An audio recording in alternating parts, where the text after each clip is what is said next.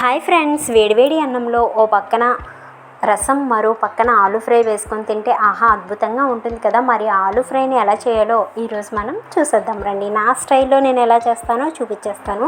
నేనైతే కుక్కర్లో బంగాళదుంపలు ఉడకపెట్టుకుంటున్నాను. నేనైతే 1/2 కిలో బంగాళదుంపల్ని ముక్కలుగా కట్ చేసి శుభ్రంగా వాష్ చేసేసుకొని తర్వాత కుక్కర్లో అయితే ఉడికించుకోవాలి. 3 విజిల్స్ అయితే ఉడికిపోతుంది. తర్వాత ఆవిరి మొత్తం పోయిన తర్వాత మూత తీసేసి వాటిలో ఉన్న వేడి వాటర్ వంపేసి, వాటర్ ఏమైనా ఉంటే వంపేసి తర్వాత చల్లనీళ్ళు వేసేసి తొక్క తీసేసి వాటికి ఈ విధంగా మ్యాష్ చేసేసుకోవాలి. మెత్తగా మనం ఇలా గరిటెతో కానీ పప్పుగుత్తితో కానీ మెత్తగా మ్యాష్ చేసేసుకొని ఇప్పుడు దీన్ని పోపు అయితే వేసుకోవాలి. ఇప్పుడు దీనికోసం స్టవ్ మీద ప్యాన్ పెట్టుకొని 4-5 టేబుల్ స్పూన్ల వరకు ఆయిల్ వేసుకోవాలి. ఆయిల్ బాగా హీట్ అయిన తర్వాత